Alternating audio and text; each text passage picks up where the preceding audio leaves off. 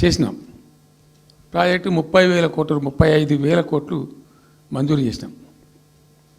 అందులో 27,000 కోట్లు ఖర్చు పెట్టినాం. ఆల్మోస్ట్ దగ్గర 88-90% పనులు పూర్తి అయిపోయినాయి. ఈ ఆంధ్రాతోని పంచాయతీ ఉంటుంది ఎప్పటికైనా. వాళ్ళు పోతిరెడ్డిపాడు పొక్కగొట్టి దాన్ని పెంచి దాన్ని ఇంకింత పెంచి ఈ తెలుగు గంగా అనే పేరు మీద మొదలై అది ఎటెటెటెటు పోతుంది. ఇక అడవులు జమబంది. కాబట్టి మనం క్విక్కెస్ట్ పాసిబుల్ టైంలో తీసుకోవాలని ఆ వచ్చే వాటర్ను అక్కడ ఎంటైర్ వరల్డ్లో ఇక్కడ లేవండి 145 మెగావాట్స్ కెపాసిటీ పంప్స్ పెట్టినాం అక్కడ. Specially prepared, those pumps were prepared by BHEL of India. 145 మెగావాట్ల పంపులు అసలు ఇండియాలో ఎక్కడ ఏ ప్రాజెక్టుకు లేవు. ఎందుకని దాని ఆ పంపు స్విచ్ ఆన్ చేసిన నేను, నీళ్ళు వచ్చినాయి. ఒక్క పంపు స్విచ్ ఆన్ చేస్తేనే ఇట్లా కాలువలు తల్లాడుతుండే. ఇట్లా అంటే ఆ గొడవ ఉంది కాబట్టి వాళ్ళు అటు పోతిరెడ్డిపాడు పక్క నుంచి వాళ్ళు తీసుకుపోతూ ఉంటారు. ఆ వర్షాలు వచ్చినప్పుడే మనం తీసుకోవాలి, ఇంకో గత్యంతరం లేదు. కాబట్టి క్విక్కెస్ట్ పాసిబుల్ టైంలో ఈ రిజర్వాయర్లు నింపుకుంటే మనం సేఫ్ అయిపోతాము, జిల్లా కాడికి కొంత న్యాయం జరుగుతుందని చెప్పి ఆ 145 మెగావాట్స్ కెపాసిటీ ఉండే పంప్స్ పెట్టినాం. ఇప్పుడు పంప్స్ అన్నీ ఆల్మోస్ట్ ఇన్స్టాల్ అయినాయి. మరి ఈ గవర్నమెంట్లో వీళ్ళు ఏం పట్టించుకుంటలేరు, అసలు ఏం చేస్తలేరు. అయితే జరిగింది. జరిగిన తర్వాత ఏమైంది, అనుమతులు అంత సాధించాలి. దాని మీద చాలా మెలికలు పెట్టినారు. ల్యాండ్ అక్విజిషన్ల ప్రాబ్లం చేసినారు. అయినా 27,000 ఎకరాలు మేము అక్వైర్ చేసినాం సక్సెస్ఫుల్గా. అదంతా క్లిష్టమైన సబ్జెక్ట్ ఈ రోజులలో ల్యాండ్ అక్విజిషన్ అంటే. అయినప్పటికీ 27,000 ఎకరాలు అక్వైర్ చేసినాం. 27,000 కోట్లు ఖర్చు పెట్టినాం. అంత కాన్సన్ట్రేట్ చేసినాం. గ్రీన్ ట్రిబ్యునల్కి పోయినారు, ఆ స్టేని క్యాన్సిల్ చేయించినాం. అనేక రకాల అడ్డంకులు కల్పించే ప్రయత్నాలు ఎన్ని చేసినా వాటన్నిటిని అధిగమిస్తూ ఆ ప్రాజెక్టును ముందుకు తీసుకొని పోయినాం. అయితే ఈ పంపులన్నీ ఇన్స్టాలేషన్ అయిపోతుంది, బ్రహ్మాండంగా ఉంది. సరే, ఇంతగా అయితే మా గవర్నమెంట్ మారింది. సహజం, రాజకీయాల్లో గెలుపులు ఉంటాయి, ఓటములు ఉంటాయి, ప్రభుత్వాల మార్పిళ్ళు ఉంటాయి, జరుగుతాయి. కానీ ఎంత తెలుగు తక్కువ దద్దమ్మ ప్రభుత్వం వచ్చినా, నెక్స్ట్ సక్సెసివ్ గవర్నమెంట్ ఎవరు వచ్చినా రాష్ట్ర ప్రయోజనం కదా ఒక ప్రాజెక్ట్ అంటే. ప్రజలకు నీళ్ళు వచ్చేది కదా, ప్రజలు బ్రతికేది కదా, దాన్ని కొనసాగిస్తారు.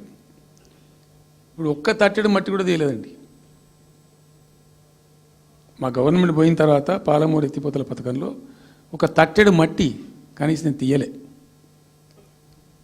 మరి దాన్ని ఎందుకు అబాండన్ చేసినరో, దాని వెనక ఏం ఉద్దేశం ఉందో, ఇంత నిష్క్రియాపరత్వం ఏంది, ఇంత దారుణమైంది.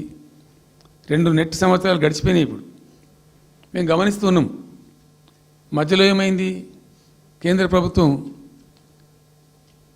ప్రభుత్వంతో తమాషా. బీజేపీ మొదటి నుంచి మాకు తెలంగాణకు శని అయింది. అది కేంద్ర ప్రభుత్వం ప్రతిదాన్ని వ్యతిరేకించడమే. ప్రతిదాని చంద్రబాబు నాయుడు ఎన్డీఏలో చేరడం, ఆయన మాటలు పట్టుకొని వ్యతిరేకించడం, అడ్డంగా ఇష్టం వచ్చిన పద్ధతిలో. మేము బాగా కొట్టాన్ని మేము ఉన్న రోజులు అనేకమైనటువంటి పోరాటాలు చేసి దాన్ని ఎప్పటికప్పుడు సాధించుకున్నాం. అనుమతులు కానీ ఇంకోటి కానీ మొత్తం 9-10 అవసరం పడతాయి. అందులో 6 అనుమతులు ఆల్రెడీ వచ్చేసినాయి. మెయిన్ ఎన్విరాన్మెంట్ అసెస్మెంట్ కమిటీది అదే మెయిన్ అసలు ప్రాజెక్టుకు లైఫ్ లైన్. దాని మొత్తం అనుమతులు వచ్చేసినాయి. దాని తర్వాత మిగిలిన అనుమతులన్నీ లాంఛనమే, ఇక ఇచ్చేయాల్సిందే అది ఇచ్చిందంటే. అటువంటి అతి ముఖ్యమైనటువంటి అనుమతి కూడా అన్నీ తెచ్చినాం. అన్నీ వచ్చిన తర్వాత కేంద్ర ప్రభుత్వం మొన్న చంద్రబాబు నాయుడు ఎంపీలు అవసరం ఉంది కదా అక్కడ వాళ్ళకు. ఇప్పుడు ఇద్దరు ఎంపీలు అవసరం కదా, నితీష్ కుమార్, చంద్రబాబు నాయుడు. దానికోసం బీజేపీ ఎంతకైనా దిగజారుతుంది.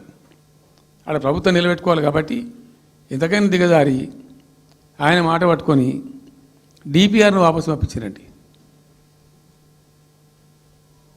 మేము ఉన్న రోజులు రాలే డిపిఆర్ వాపసు, అనుమతులు తెచ్చిన ఉల్టా. మేము ఇంకా డిపిఆర్ వాపసు వస్తే భూమి ఆకాశం ఒకటి చేయాలా రాష్ట్ర ప్రభుత్వం. ఎంత లొల్లి చేయాలా, ఎంత హడావుడి చేయాలా, ఆల్ పార్టీ డెలిగేషన్ తీసుకుపోవాలి. అవసరం వస్తే మేము వడ్లు కొనకపోతే పోయి ఢిల్లీలో ధర్నా చేసినామండి. మేము అప్పుడు మా గవర్నమెంట్ ఉన్నప్పుడు రైతులు పండించిన పంట కొనకపోతే యావత్తు ఎమ్మెల్యేలము క్యాబినెట్ అందరం పోయి ఢిల్లీలో ధర్నా చేసి కేంద్ర ప్రభుత్వం మెడలు వంచినాం మేము. 80 లక్షల టన్నులు మనకి తీసుకుంటామనేటువంటి ఒప్పందం మీద సంతకం చేయించుకొని వచ్చినాం. వడ్లు కొనిపించినాం ఎఫ్సిఐతోని. మామూలు వడ్లు కొనకపోతేనే మేము అంతా అడావుడు చేసిపోయినాము. కానీ ఒక ఇంత పెద్ద ప్రధానమైన 3 జిల్లాలకు సంబంధించిన ప్రాజెక్టు డిపిఆర్ వాపసు పంపిస్తే వీళ్ళు కుయ్యలేదు, కుట్టుకోలేదు, వాళ్ళకి చెప్పని కూడా చెప్పలేదు. తెలియదు ఎవరికి బయట.